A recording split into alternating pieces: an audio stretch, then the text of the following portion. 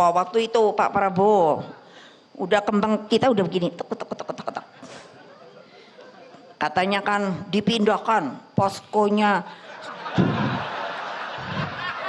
Iya emang nih terus terang. Dipindahkan posko ke Jawa Tengah. Saya udah mikir nih, gua datengin juga nih si Bowo.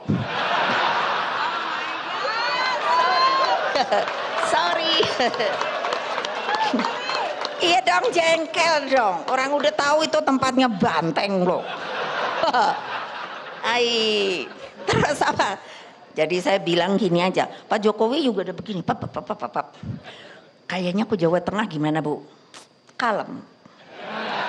Saya bilang, Pak, kalau dia nggak ada musuh, namanya juga banteng Pak. Dia ngerumput Pak. Dia cari, dia makan. Nanti Pak, ketum turun ke Jawa Tengah. Saya cuman perintahnya gini, hey, kalianku banteng apa udu? Gitu kan. Iya, langsung banteng Bu, gitu. Kalau ngono berhenti merumput, gosok tanduk kamu. Megawati Soekarnoputri adalah tokoh terkemuka di Indonesia dan juga anak kedua dari Presiden pertama Indonesia, Insinyur Soekarno. Megawati dikenal sebagai Presiden kelima Indonesia, menggantikan Kiai Haji Abdurrahman Wahid atau Gus Dur sebagai Presiden.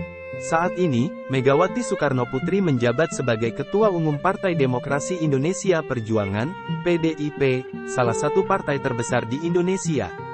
Mari kita simak selengkapnya perjalanan dan jejak langkah beliau. Selamat menikmati.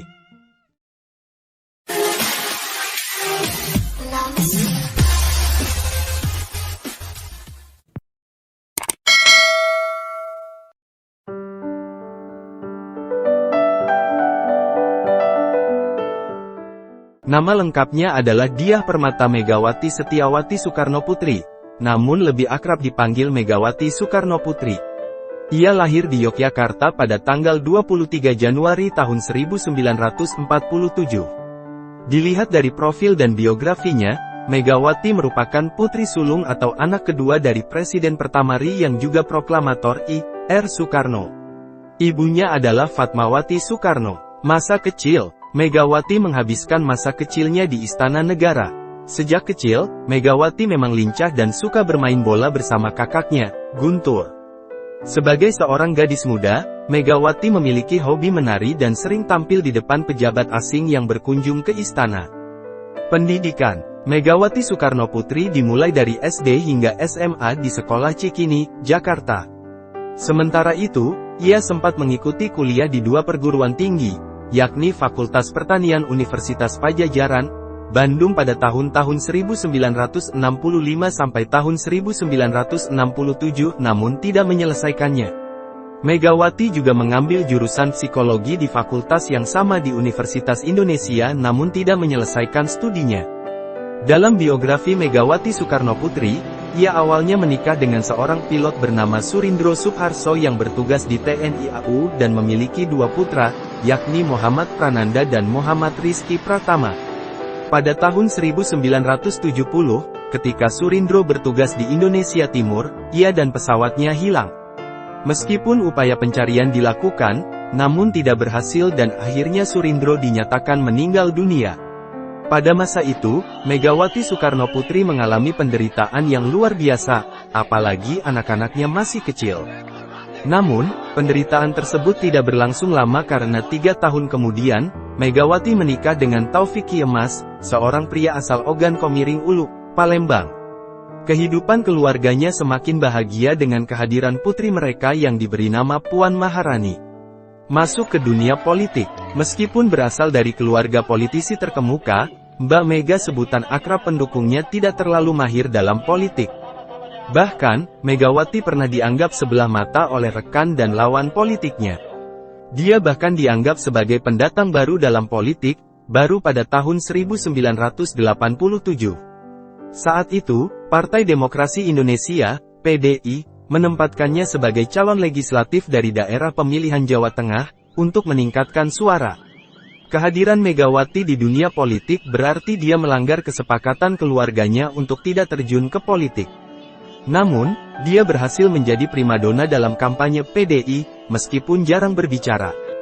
Hasilnya sukses, suara untuk PDI meningkat. Megawati terpilih menjadi anggota DPR MPR dan Ketua DPC PDI Jakarta Pusat pada tahun yang sama. Namun, kehadirannya di gedung DPR MPR tidak begitu terasa. Megawati memilih untuk lebih banyak melakukan lobi politik di luar gedung tersebut. Lobi politiknya, yang dilakukan secara diam-diam, membuatnya muncul sebagai bintang dalam dunia politik. Setelah terpilih sebagai Ketua Umum Partai PDI, beliau memilih untuk lebih banyak melakukan lobi-lobi politik di luar gedung wakil rakyat tersebut. Upayanya dalam lobi politik yang dilakukan secara diam-diam, baik secara langsung maupun tidak langsung, telah memunculkan kemunculan bintang Mega dalam dunia politik. Pada tahun 1993, beliau berhasil terpilih sebagai Ketua Umum DPP PDI, yang mana hal ini mengejutkan pemerintah saat itu. Proses naiknya Mega menjadi Ketua Umum PDI juga merupakan cerita yang menarik. Saat itu, Kongres PDI di Medan berakhir tanpa hasil keputusan apapun. Meskipun pemerintah mendukung Budi Harjono untuk menggantikan Suryadi, namun kemudian dilanjutkan dengan diselenggarakannya Kongres luar biasa di Surabaya. Pada kongres tersebut, nama Mega muncul dan secara jelas mengalahkan Budi Harjono, kandidat yang didukung oleh pemerintah. Hasilnya, Mega berhasil terpilih sebagai Ketua Umum PDI, dan status Mega sebagai Ketua Umum PDI diperkuat lagi oleh Musyawarah Nasional PDI di Jakarta. Namun, pemerintah menolak dan menganggapnya tidak sah. Oleh karena itu, pada perjalanan berikutnya, pemerintah berupaya untuk mendongkel Mega dari posisinya sebagai Ketua Umum PDI. Fatimah Ahmad dan kelompoknya, dengan dukungan pemerintah, menyelenggarakan Kongres PDI di Medan pada tahun 1996 untuk mengembalikan Suryadi ke posisinya. Namun, Mega tidak mudah untuk ditundukkan. Mega dengan tegas menyatakan tidak mengakui Kongres Medan dan menyatakan dirinya sebagai Ketua Umum PDI yang sah. Kantor DPP PDI di Jalan Diponegoro, sebagai simbol keberadaan DPP yang sah, dikuasai oleh pihak Mega. Peristiwa Kuda Tuli, tanggal 27 Juli, para pendukung Mega tidak mundur sedikit pun. Mereka tetap berjuang untuk mempertahankan kantor tersebut. Suryadi yang didukung pemerintah Orde Baru Soeharto juga mengancam akan merebut kantor DPP PDI dengan cara paksa. Ancaman tersebut kemudian terwujud. Pada pagi hari tanggal 27 Juli tahun 1996, kelompok Suryadi berhasil merebut kantor DPP PDI dari para pendukung Mega. Pengambil alihan dengan cara paksa berakibat kerusuhan di kantor tersebut. Menurut laporan Komnas HAM, sekitar 5 orang meninggal dunia, ratusan orang terluka, dan ditahan akibat insiden kerusuhan tersebut. Peristiwa tersebut kemudian dikenal dengan sebutan peristiwa Kuda Tuli atau peristiwa tanggal 27 Juli. Namun, hal tersebut tidak menghentikan langkah Mega. Bahkan, ia semakin mantap dalam mengibarkan perlawanan. Tekanan politik yang sangat terbuka terhadap Mega, menimbulkan empati dan simpati dari masyarakat luas. Mega terus berjuang. PDI kemudian terpecah menjadi dua, yaitu PDI yang dipimpin oleh Megawati dan PDI yang dipimpin oleh Suryadi. Masa PDI lebih memihak dan mengakui Mega sebagai pemimpin. Namun, pemerintah mengakui Suryadi sebagai Ketua Umum PDI yang sah. Akibatnya, PDI yang dipimpin oleh Mega tidak dapat mengikuti pemilu 1997. Setelah rezim Orde Baru jatuh, PDI Mega berganti nama menjadi PDI Perjuangan. Partai politik yang memiliki lambang banteng gemuk dan bermulut putih tersebut berhasil memenangkan pemilu 1999 dengan meraih lebih dari 30% suara. Menjabat sebagai Wakil Presiden Indonesia, kemenangan Partai PDIP tersebut mengangkat Megawati sebagai kandidat yang paling layak untuk menjadi presiden dibandingkan dengan kader partai lainnya. Namun, pada sidang umum MPR di tahun 1999, Megawati kalah dari Kiai Haji Abdurrahman Wahid yang terpilih sebagai Presiden Indonesia keempat. Oleh karena itu, Megawati Soekarnoputri akhirnya menjabat sebagai Wakil Presiden Indonesia. Terpilih sebagai Presiden RI, posisi sebagai wakil presiden ternyata merupakan tahapannya untuk kemudian memantapkan Megawati sebagai orang nomor satu di Indonesia. Kurang dari 2 tahun kemudian, tepatnya pada tanggal 23 Juli tahun 2001, anggota MPR secara aklamasi menempatkan Megawati sebagai Presiden RI kelima, menggantikan Kiai Haji Abdurrahman Wahid atau Gus Dur. Megawati menjabat sebagai presiden hingga tanggal 20 Oktober tahun 2003. Setelah masa jabatannya berakhir, Megawati mencalonkan diri sebagai presiden dalam pemilihan presiden langsung tahun 2004. Namun, ia gagal untuk kembali menjadi presiden setelah kalah dari Susilo Bambang Yudhoyono yang kemudian menjadi presiden RI ke-6.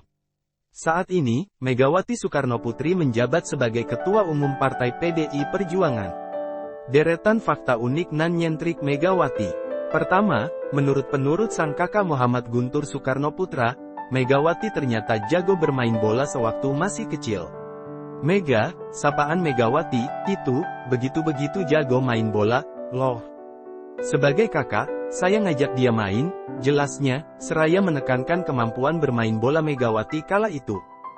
2. Gemar berorganisasi. Selanjutnya, semasa kuliah pada 1962-an, Guntur mengungkapkan bahwa Megawati termasuk mahasiswa yang aktif dan mulai berpolitik melalui organisasi kampus. Megawati tercatat sebagai salah satu aktivis di Gerakan Mahasiswa Nasional Indonesia, GMNI, sehingga seringkali mengikuti pawai alegoris. Guntur sendiri yang juga merupakan senior Megawati, sempat mengenyam amanah sebagai ketua tim indoktrinasi dasar GMNI Cabang Bandung. 3. Dari pengelola SPBU hingga jadi politikus besar. Meskipun tak dapat menuntaskan pendidikan tingginya di Bandung dan Jakarta, Megawati tak pernah berhenti dalam berusaha, termasuk ketika menggeluti dunia politik. Singkat ceritanya, dulu Megawati mulai masuk ke dunia politik sejak bertemu dengan Sabam Sirait. Sekitar 1980-an, Sabam mulai mengajak Megawati untuk terjun ke dunia politik, namun berakhir dengan penolakan.